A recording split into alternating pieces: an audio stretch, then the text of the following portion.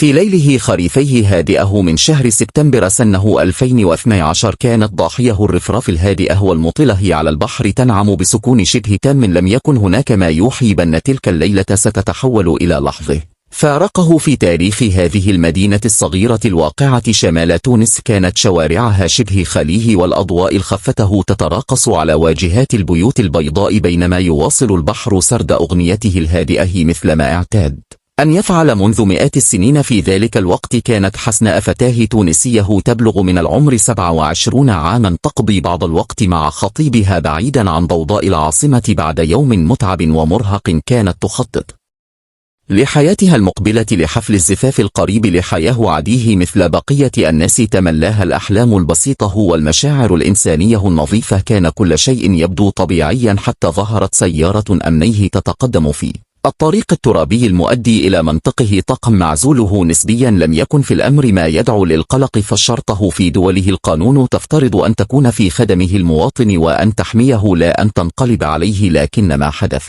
بعدها لم يكن طبيعيا ولا يمكن أن ينسى أو يغتفر. توقفت السيارة الأمنية أمام سيارة أضحي وخطيبها. نزل منها 3 أعوان أمن وأحاطوا بالسيارة بسرعة وصرامه وجهوا لهما.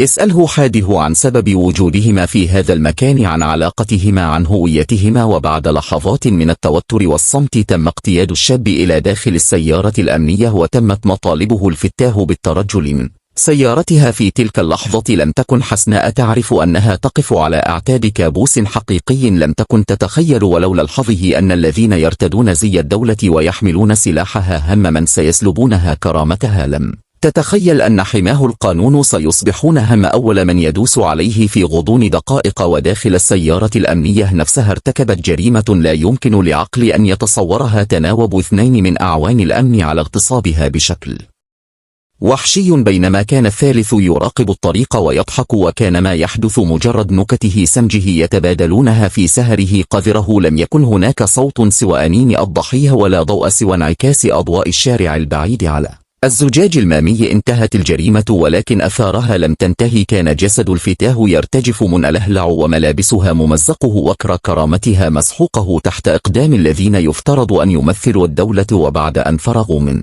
فعلتهم الشنيعة اقتدوها وخطيبها إلى مركز الأمن في محاولة لتلفيق قضية أخلاقيه ضدهما. وكانهم أرادوا أن يبرروا جريمتهم بجريمه أخرى وهميه لكن ما لم يتوقعوه هو ما فعلته الضحية. لاحقا في اليوم التالي خرجت حسناء من مركز الأمن وهي تحمل جرحا لا يرى لكنه أعمق من أي جرح مادي. لم تختر الصمت كما تفعل كثير من الضحايا في مثل هذه القضايا بل قررت أن ترفع صوتها، أن تخبر العالم بما جرى، أن تكشف الوجه القبيح لأولئك الذين يستغلون سلطتهم لإذلال الآخرين. رافقت خطيبها وتوجه سويا إلى مركز الطب الشرعي لإثبات الواقعة وهناك بدأت رحله طويلة ومضنيه في مواجهه منظومه كامله تحاول في كثير من الأحيان تبرير السلوك الجنائي أو التقليل من شأن الضحية. أحيل الملف إلى القضاء وبدات الصحافة التونسية تتداول القصة ليس فقط باعتبارها جريمة اغتصاب بلا كقضيه رأي عام تعري واقعا مريرا في مؤسسات الدولة. غضب شعبي عم الشوارع، مظاهرات نسائية غاضبة انطلق في العاصمة تونس وفي بنزرت ورفراف وعده مناطق أخرى تحت شعار أوقفوا الاغتصاب أوقفوا عنف الدولة. السلطات لم تجد أمامها خيارا سوى التحرك. تم اعتقال الأعوان 3 وتم تقديمهم للقضاء لكن حتى في قاعه المحكمة لم تكن القضية سهله. فقد حاول الدفاع مرارا تبرير أفعال المتهمين بدعاءات واهية حول سلوك الفتاة ووجودها في مكان غير لائق وكان ذلك يعطي لأحدهم الحق في انتهاك جسدها. لكن الضحية لم تتراجع ولا خطيبها ولا مناصروها وقد تحولت قصتها إلى قضية رمزيه في تاريخ نضال النساء في تونس. واحد أبرز القضايا التي فضحت العنف الممنهج داخل بعض المؤسسات الأمنية. لم تكن حسناء تعلم حين مشت خطواتها الأولى خارج مركز الشرطة أنها بدأت معركة ليس فقط ضد مغتصبيها بل ضد بناه اجتماعي كامله. تتقن الصمت حين يجب الكلام وتلوذ بالفرار حين تداس الكرامة. لكن عيناها يوم خرجت من هناك لن تكونا خائفتين كما في لحظه الجريمة بل كانتا دان بتصميم لا يشبه سوى المقاتلين في معركه مصيريه. كانت تعرف أن ما جرى لن ينحى، لكن يمكن أن يروى، يمكن أن يحكى حتى يصير وصمه عار لا تنسى على جبين من فعل ومن تستر. لم تمضي ساعات على خروجها حتى كانت في مكتب أحد المحامين الذين يؤمنون بحق الإنسان في الكرامة مهما كانت الظروف. هناك جلست بصمت دام أكثر من دقيقه قبل أن تبدي في سرد تفاصيل الليلة المشؤومة، وهي تمسك بيدي خطيبها بقوة وكانها تستمد منه الأمان الذي سرق منها. استمع المحامي بدقه وبدأ يسجل كل شيء، ملاحظا تناسق الوقائع وحده، الألم في صوتها والأثر النفسي الذي لا يخطئه محترف. ثم رفع نظره ببطء وقال بصوت خافت: هذه ليست مجرد قضية فردية، هي أنها ملف دوله. وفي اليوم التالي قرر المحامي رفع قضية رسميه إلى النيابة العمومية مرفقه بشهاده الطب الشرعي الأولي التي أكدت وجود آثار اعتداء جنسي عنيف يتناسب مع أقوال الضحية. لم تكن تلك الوثيقة مجرد ورقه، بل كانت بمثابه رصاصة أولى أطلقت ضد جدار الصمت والتواطؤ وضد الثقافة التي تحاول دوما تحميل الضحي جزءا من الجريمة. لكن لم تكن المواجهة قانونية فقط. حين بدأت الصحافة في التقاط خيوط القصة كان الشارع التونسي لا يزال مشحونا بأحداث الثورة ومتقلبا بين الأمل والخوف. وهنا وجدت القضية لنفسها مكانا وسط الجدل العام. فتاة تونسي تغتصب داخل سيارة أمنيه من طرف أعوان شرطه وتلفق لها قضية أخلاقيه. ذلك لم يكن مجرد انتهاك، بل إعلان صريح بانهيار إحدى القيم الأساسية للدولة. مع دخول الصحافة على الخط خرجت الرواية من جدران المحكمة إلى ساحات النقاش العام. ظهرت الضحية لأول مرة على شاشات التلفاز بصوت مكسور لكنه جريء.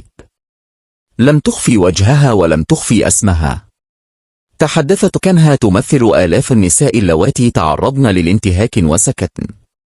قالت عبارتها الشهيرة: لم أكن مذنبه، كنت فقط أريد أن أعيش حياتي.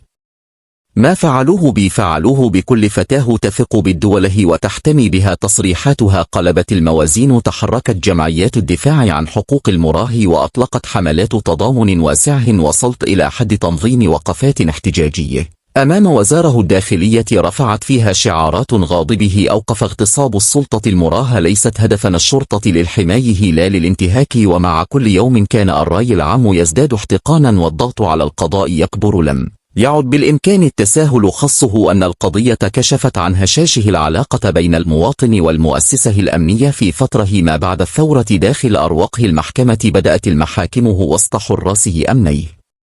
مشدده كان أعوان الأمن الثلاثة يمثلون أمام القاضي متهمين في واحده من أبشع القضايا التي عرضت منذ سنوات. حاول محامي الدفاع الطعن في سلامه الإجراءات وتقديم الضحية على أنها مشتبه فيها أخلاقيا، بل ذهبوا أبعد من ذلك بالقول إن ما جرى كان برضاها، وهي حجج اعتادت الأنظمة القديمة أن تستخدمها لإسكات النساء. لكن هذه المرة لم يكن الأمر كما كان من قبل. جلس خطيب الضحية أمام المحكمة وادلى بشهادته الكاملة رغم كل الضغوط، رغم كل التهديدات الضمنية التي تلقاها. كان صوته هادئا لكنه ثابت. روى لحظه توقيفه وكيف أجبر على الابتعاد عن السيارة، ثم سمع بكاء خطيبته من داخل العربة الأمنية دون أن يسمح له بالاقتراب. استدعي الطب الشرعي مجددا وأكد التقرير النهائي تعرضت الضحية لاغتصاب عنيف أدى إلى تمزقات موثقه. كما أدرجت فحوص الحمض النووي DNA ضمن ملف ألادانه وجاءت لتغلق الباب أمام أي تأويل أو دفاع زائف. غير أن الغريب في القضية هو ما واجهته الضحية بعد ذلك. فبدل أن تعامل كونجيه تستحق الدعم والرعاية، وجدت نفسها في مرمى الإشاعات واللوم والاتهامات الأخلاقية. لم يأتي ذلك من الغرباء فقط، بل من أطراف سياسيه ومنصات إعلاميه، بل وحتى من بعض المسؤولين الذين فضلوا حماية صوره المؤسسة الأمنية على حساب الحقيقة. رغم كل ذلك صمدت. تحولت من فتاة تعرضت للاغتصاب إلى رمز نسائي لمواجهه الدولة المتسلطة. كتبت في إحدى مقالات أرى التي نشرت باسمها لاحقا: أريد أن أعيش في بلد لا أجبر فيه على الاختفاء بعد تعرض لجريمه، بل يجبر فيه الجنات على الاختفاء. وهنا بدا التحول الأكبر. المجتمع التونسي بكل تياراته بدأ يطرح سؤالا وجوديا: هل نحن فعلا في دوله قانون؟ هل الحريات الفردية مصونه بعد الثورة؟ هل المراه تحمي أم تستهدف من طرف من يجب أن يحميها في صباح خريفي آخر؟ بعد أسابيع من الضغط الإعلامي والاحتجاجات المتصاعدة انعقدت الجلسة القضائية التي وصفت في الصحف بأنها جلسة الحسم. كانت القاعة مكتظة بالمحامين الصحفيين ممثلي منظمات حقوق الإنسان وأفراد عاديين جاءوا فقط ليشهدوا لحظه انتصار العدالة أو خذلانها. جلست حسناء في مقعدها وملامح وجهها تجمع بين الإرهاق العميق والإصرار الذي لا ينهزم. كانت عيناها تجوب القاعة كما لو أنها تسجل كل التفاصيل، ليس لأنها لا تثق بالنظام القضائي فحسب، بل لأن ما مرت به علمها أن كل لحظه يمكن أن تستخدم أما كسلاح لها أو ضدها. كانت الجلسة مليئة بالتوتر. وقف محامي الدفاع وكرر حججه المعتادة: سلوك الضحية مكان وجودها تبادل نظرات احتمال موافقه. كلمات تكررت عبر التاريخ لتبرير العنف الجنسي، لكن هذه المرة لم تلق سوى الاستهجان والرفض. فالقضية كانت قد تجاوزت كونها فرديه وأصبحت رمزا لمعاركه أكبر.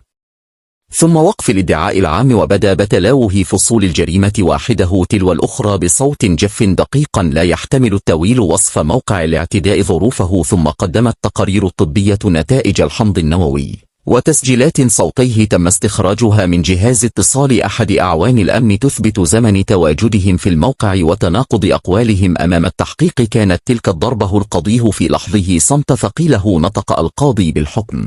أدانه 2 من الأعوان بتهمه الاغتصاب تحت التهديد واستغلال النفوذ، والحكم عليهما بالسجن لمده 20 سنة. أما العون الثالث الذي قام بدور الحارس والمراقب فتمت إدانته بالمشاركة في الجريمة وحكم عليه بالسجن لمده 15 سنة. هنا ساد الصمت، لم يصفق أحد، لم يصرخ أحد، فقط دموع حسناء سالت بصمت. ونظر خطيبها إلى الأرض طويلا. لم تكن تلك لحظة انتصار بقدر ما كانت لحظه إعداله متأخرة ناقصه، لكنها كانت البداية. بعد الجلسة خيل للبعض أن القضية انتهت، أن العدالة أخذت مجراها، وأنه يمكن طي الصفحة. لكن الحقيقة أن ما حدث بعد الحكم كان أكثر تعقيدا مما سبق. خلال الشهور التي تلت تعرضت حسناء لحمله ممنهجه من التشويه، خاصه على وسائل التواصل الاجتماعي. نشرت صورها الشخصية القديمة وتم تداول معلومات مغلوطه عنها. وجهت لها اتهامات بأنها تسعى للشهرة وأن خططت للإيقاع بشرطه. كانت الهجمات ممنهجه منظمه تقودها صفحات بأسماء وهميه تدعي الوطنية وتحاول إعادة صياغه الرواية لصالح الجنات. لكن الضحية لم تسكت. قررت أن تواجه ليس فقط في أروقه المحاكم بل في الأعلام والمجتمع والرأي العام. ظهرت فيعده برامج حواريه وواجهت خصومها وجها لوجه. قالت في أحد اللقاءات: لا أريد تعويضا ماديا، أريد أن أنام مطمئنها في بلد لا يغتصب فيه الإنسان تحت حماية الدول. تحولت القصة إلى قضية دولية. أصدر مكتب المفوضية السميه لحقوق الإنسان بيانا يطالب فيه الدولة التونسية بحماية الضحية من الحملات الإعلامية الممنهجة وبفتح تحقيق داخلي حول استغلال السلطة داخل المؤسسة الأمنية. كما أعرب الاتحاد الأوروبي عن قلقه العميق إزاء الأبعاد الأخلاقية والسياسية للقضية. وفي المقابل استثمرت جمعيات نسوية تونسية الزخم الشعبي والإعلامي الناتج عن القضية لإطلاق حملات إصلاحية قوية طالبت بتعديل القوانين المتعلقة بالاعتداء الجنسي وفرض رقابه صارمة على سلوك رجال الأمن أثناء الخدمة. نتيجة لذلك تمت مراجعه بعض بنود القانون الجنائي في العام التالي، وتم تشديد العقوبات في حالات الاغتصاب تحت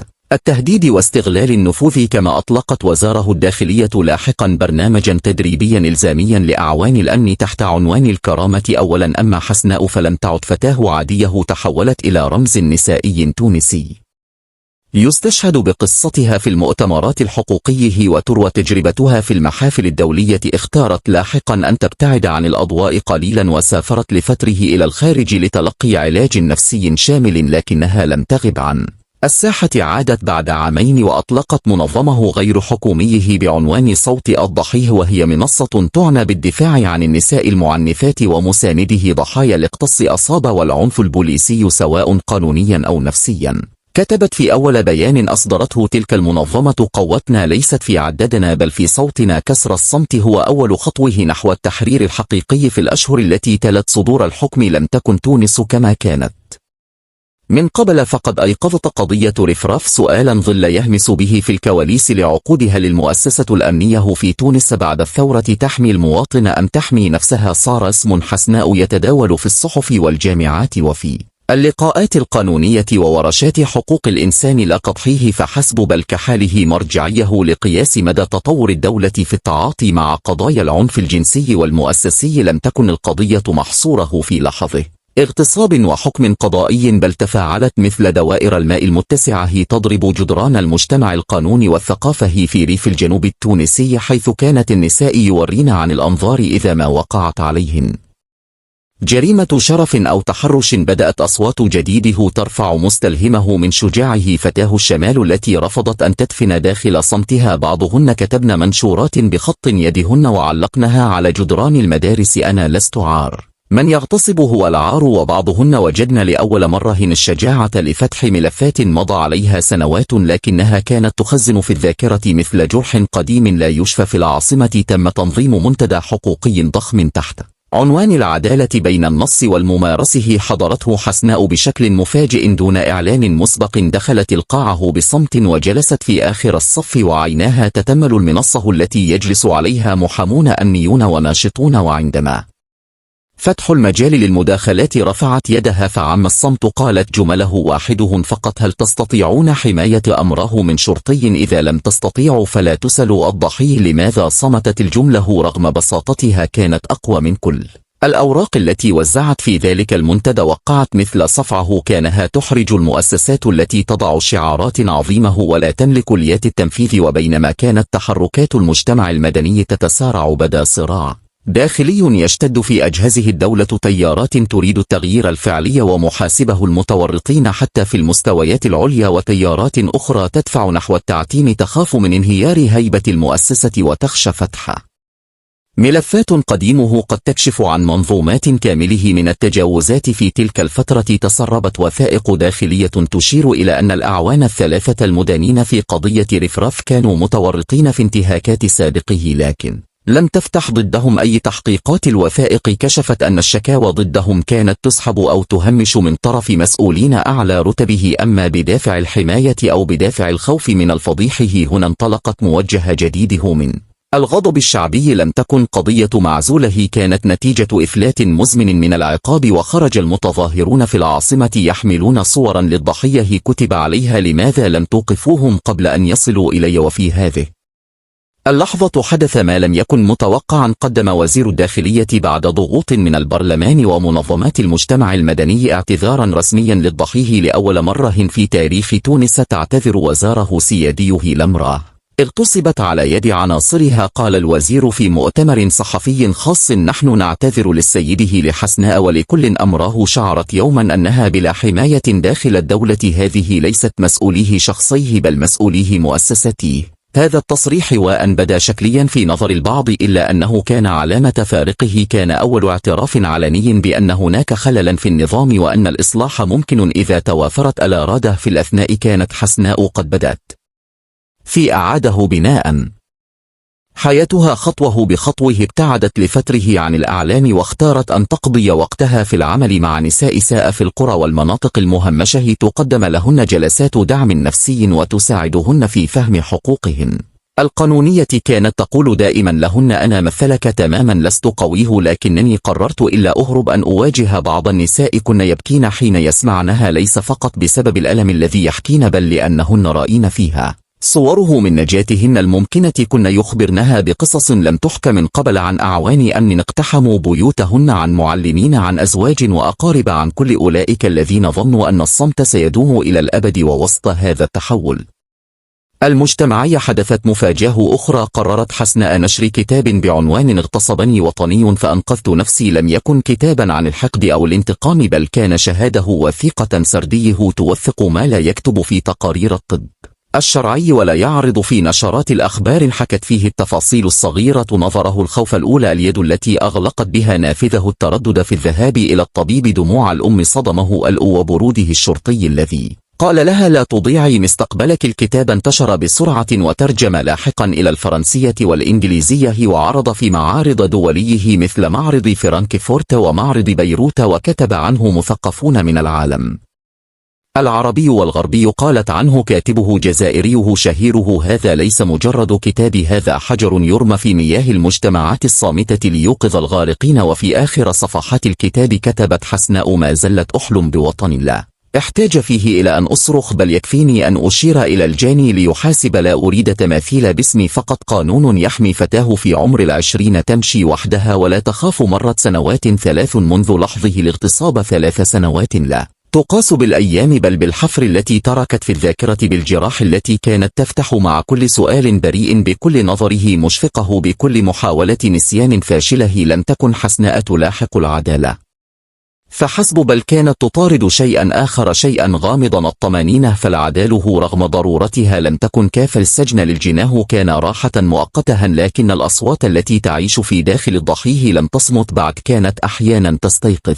ليلا تتلمس حدود جسدها وكانها تتأكد أنه ما زال لها. كانت تمشي في الشارع أحيانا وتسمع من يتهامس خلفها، لا لشيء إلا لأنها هي الفتاة التي اغتصبت، التي تكلمت، التي لم تسكت، التي كسرت القاعدة. لكن في أعماقها كانت تعرف أن كل هذا الصخب ليس عبئا بل مسؤوليه فقط. كانت كل خطوه تخطوها نحو الشفاء تفتح طريقا لفتاة أخرى، وكل مرة واجهت فيها الشك كان هناك صوت صغير في داخلها يقول أنت لن تعودي وحدك. في أحد الأيام وبينما كانت تحضر جلسة جماعيه لدعم ضحايا العنف، وقفت فتاة في مقتبل العمر لا تتجاوز 20 وقالت أمام الجميع أنا لم أكن أملك الشجاعة لأقول ما حصل معي حتى قرأت قصتك يا حسناء. تلك الكلمات لم تكن مجرد اعتراف بل كانت شهاده بأن الأثر تحقق، بأن الحكاية التي بدأت في ظلام سيارة أمنيه أصبحت مناره في طريق نساء كثيرات. تونس كبلد لم تعد كما كانت، القانون تغير، لكن الأهم أن العقول بدأت تتحول. المدارس صارت تدخل مفاهيم جديده عن الكرامة الجسدية في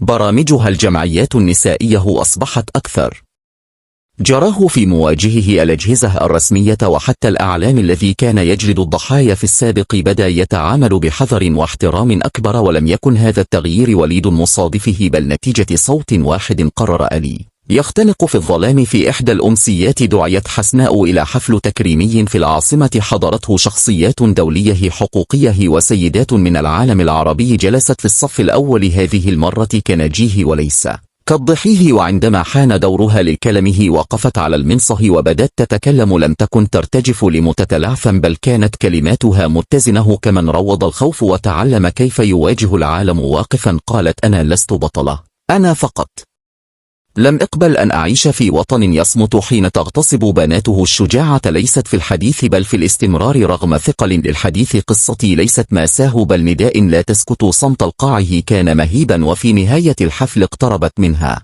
أمره مسنه عانقتها طويلا وقالت أنا أم ل3 بنات كنت أخاف عليهن من كل شيء إلا من رجال الأمن. اليوم علمتني أن أراقب كل شيء وأن أصدق بناتي قبل أن أصدق الزي الرسمي. تلك الكلمات رغم بساطتها لامست أكثر ما كانت حسناء تسعى إليه الوعي. قضية رفراف لم تعد فقط قضية اغتصاب في ملف قضاء، لقد أصبحت جرحا مفتوحا كشفا عن أمراض مجتمعي، لكنها أيضا أصبحت بداية شفاء بطيء مؤلم لكنه حقيقي. لقد أصبحت مثالا لكل فتاة سلبت منها كرامتها وسئلت لماذا خرجت، ولماذا لم تصرخ، ولماذا لم تتوقع، ولماذا لم تمنع، وكانها هي الجنيه لا المجني عليها. في ختام القصة هناك حقيقة واحده لا جدال فيها، أن أمره واحده حين ترفع صوتها في وجه الظلم قد تحدث ضجه أقوى من كل الرصاص، وأن الوطن حين يصمت عن صرخات بناته يفقد شيئا من روحه. حسناء لم تكن سوى واحده، لكن صوتها صار صدى في آلاف الحناجر، ومن قلب تونس ارتفعت عبارة سترددها الأجيال القادمة كلما حاولوا أسكاه أمره أنا لست عار من يغتصبه العار. وهكذا تنتهي هذه القصة، أو هكذا يبدو، لكنها في الحقيقة لا تنتهي، لأن ما جرى في تلك الليل لا يزال يتكرر في صمت مروع في أماكن أخرى مع نساء أخريات يخشين البوح يخشين الكلمة، يخشين نظره المجتمع وربما أنفسهن. قضية رفراف لم تكن مجرد حادثه فرديه، بل كانت مراهن عكست أعماقا ملوثة داخل أنظمه يفترض أن تحمينا، لكنها في لحظة واحده قد تنقلب ضدنا. كانت حسناء فتاة بسيطه تعيش حياه عاديه وتحلم كأي فتاة أخرى بمستقبل أمن، لكنها حين انتهك جسدها من طرف من يفترض أنه يحميها رفضت أن تبقى مجرد رقم في قائمه الصامتين. اختارت أن تقاوم، أن تحكي، أن تكشف. لم تكن تملك سلاحه، لا مالا ولا حزبا ولا نفوذا، لكنها امتلكت صوتا وقررت أن ترفعه مهما كانت العواقب في مجتمع يحمل الضحيه والعار ويلبس الجاني صمتا وشرعيه. كان صوتها صرخة في وجه الخوف والخذلان والظلم، صرخة من أجل كل أمراه لم تجد من يسمعها، من أجل كل طفله قيل لها اسكتي، من أجل كل جسد حول إلى ساحة انتقام دون أن